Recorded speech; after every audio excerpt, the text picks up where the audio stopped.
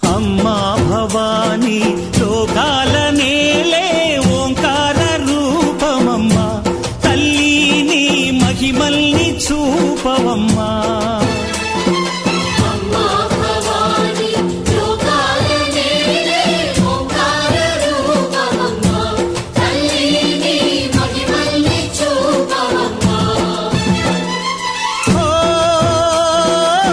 సృష్టికే దీపమా, శక్తికే మూలమా, సింహరథమే నీదమ్మా.